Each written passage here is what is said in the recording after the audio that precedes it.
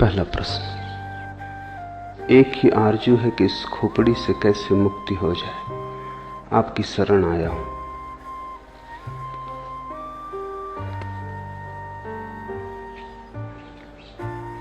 खोपड़ी से मुक्त होने का ख्याल भी खोपड़ी का ही है।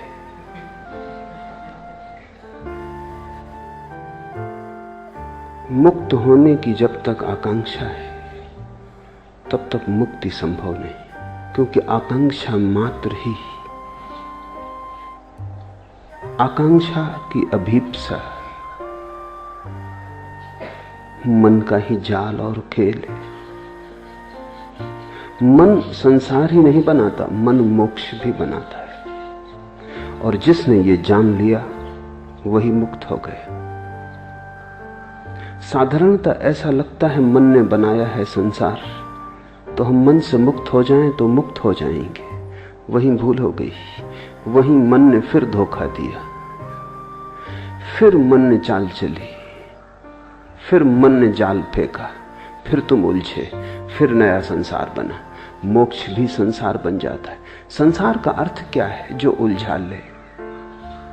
संसार का अर्थ क्या है? जो अपेक्षा बन जाए, वासना बन जाए। संसार का अर्थ क्या है? जो तुम्हारा भविष्य बन जाए। जिसके सहारे और जिसके आश्रय और जिसकी आशा में तुम जीने लगो, वही संसार है। दुकान पर बैठे हो, इससे संसार में हो। मंदिर में बैठ जाओगे, संसार के बाहर हो जाओगे। इतनी सस्ती बातों में मत पड़ जाना। काश इतना आसान होता है, तब तो कुछ उलझन न थी। दुकान में संसार नहीं है और न मंदिर में संसार से मुक्ति है। अपेक्षा में, आकांक्षा में, आशा में संसार है, सपने में संसार है। तो तुम मोक्ष का सपना देखो तो भी संसार में हो। संसार के बाहर वही है जो अभी और यही है। लेकिन इसका तो अर्थ यह हुआ कि मोक्ष की आकांक्षा भी छोड़ देनी पड़ेगी, अन्यथा मोक्ष के बहाने भी, मोक्ष की वासना से भी तुम नए नए संसार बनाते चले जाओ। समझना काफी है, छूटना नहीं है। छूटना किससे? किसी ने बांधा होता तो छूटते, किसी ने बांधा भी नहीं। बंधन कहां है? बंधन से छूटने की जल्दी मत करो, क्योंकि यह भी हो सकता है बंधन हो ही ना, तब तुम छूटने की कोशिश से बंध जाओगे। और अगर बंधन नहीं है तो छूटोगे कैसे? बंधन से छूटने की कोशिश मत करो, बंधन को जानने की कोशिश करो कि बंधन कहां है। पूछो, जिज्ञासा करो, वासना मत करो। विपरीत की वासना भी वासना है। तुम कुएं से बचते हो, खाई में गिर जाते हो। इससे क्या फर्क पड़ेगा कि तुमने गिरने का ढंग बदल लिया? तुम बाएं गिरे कि दाएं गिरे, इससे क्या भेद पड़ता है? जिज्ञासा करो कि बंधन कहां है, बंधन क्या है। बंधन को भर आंख देखो। इसी को बुद्ध ध्यान कहते हैं, अप्रमाद कहते हैं कि बंधन को भरी आंख से देखो। तुम्हारे देखने देखने में तुम पाओगे बंधन पिघला, बंधन गया, क्योंकि बंधन तुम्हारी मूर्छा है। अगर तुम जाग के देखोगे कैसे टिकेगा? बंधन वस्तुतः होता है तो मुक्ति का कोई उपाय न था। बंधन केवल ख्याल है, बात में से बात निकल आई है, कहीं कुछ है नहीं। एक युवक भिक्षु नागार्जुन के पास आया और उसने कहा कि मुझे मुक्त होना है, और उसने कहा कि जीवन लगा देने की मेरी तैयारी है। मैं मरने को तैयार हूं, लेकिन मुक्ति मुझे चाहिए। कोई भी कीमत हो चुकाने को राजी हूं। अपनी तरफ से तो वो बड़ी समझदारी की बातें कर रहा था। चिन्मय ने भी यही पूछा है आगे प्रश्न में, सरफरोशी की तमन्ना अब हमारे दिल में है, देखना है जोर कितना बाजुओं कातिल में। उसने भी यही कहा होगा नागार्जुन को कि मरने की तैयारी है, अब तुम्हारे हाथ में सब बात है। मुझसे न कह सकोगे कि मैंने कुछ कमी की प्रयास में, मैं सब करने को तैयार हूं। अपनी तरफ से वो ईमानदार था, उसकी ईमानदारी पे शक भी क्या करे। मरने को तैयार था, और क्या आदमी से मांग सकते हो। लेकिन ईमानदारी कितनी ही हो भ्रांत थी। नागार्जुन ने कहा ठहर, एक छोटा सा प्रयोग कर, फिर अभी इतनी जल्दी नहीं मरने मारने की, ये भाषा ही ना समझेगी। यहां मरना मारना कैसा, तो एक 3 दिन छोटा सा प्रयोग कर, फिर देखेंगे। और उससे कहा कि तू चला जा सामने की गुफा में, अंदर बैठ जा और एक ही बात पर चित्त को एकाग्र कर कि तू एक भैंस हो गया। भैंस सामने खड़ी थी, इसलिए नागार्जुन को ख्याल आ गया कि तू एक भैंस हो गया, सामने भैंस खड़ी है। उस युवक ने कहा जरा चिंतित हो गया कि इससे मुक्ति का क्या संबंध है।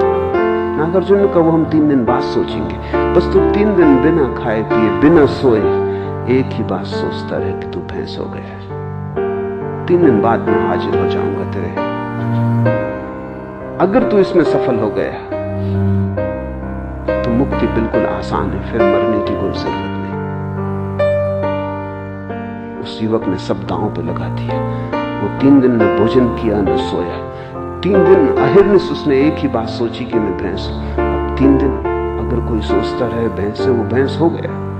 हो गया नहीं कि हो गया, उसे प्रतीत होने लगा कि हो गया।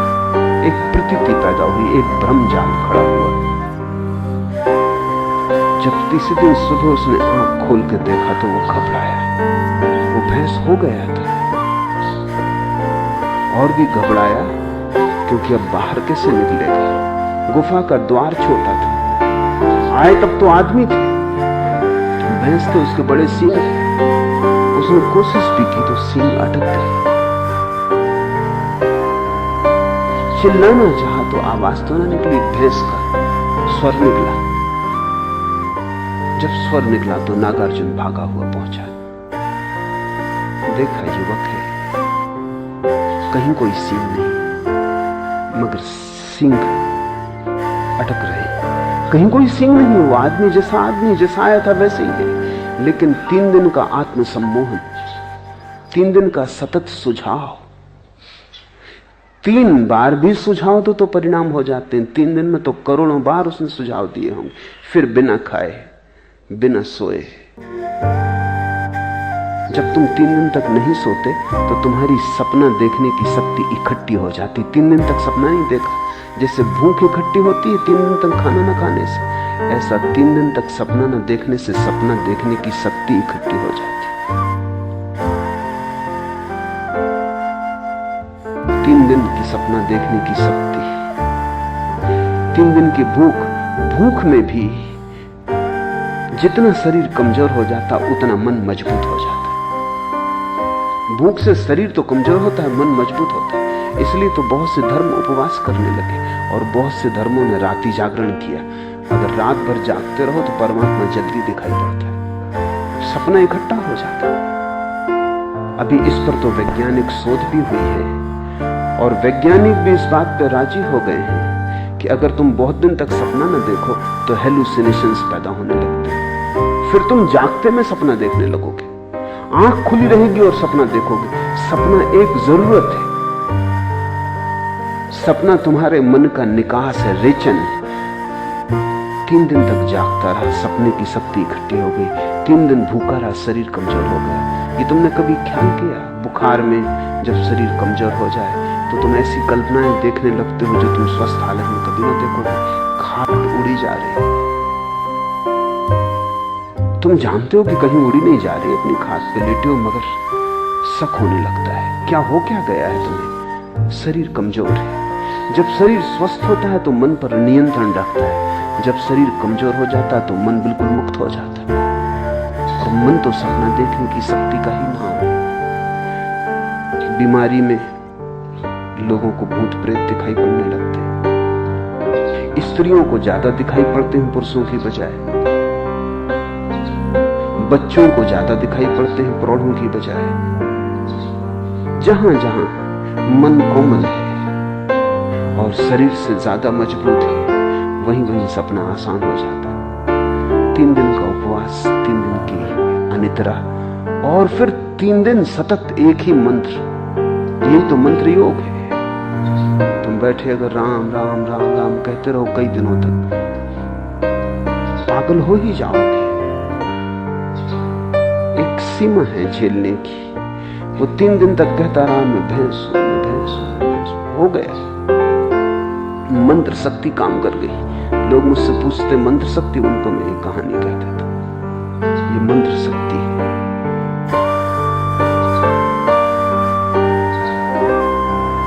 नागार्जुन द्वार पर खड़ा हंसने लगा। वो युवक बहुत शर्मिंदा भी हुआ और उसने कहा लेकिन आप हंसे, ये बात जचती नहीं। तुम्हारे ही बताए उपाय को मान के मैं फंस गया, अब मुझे निकालो।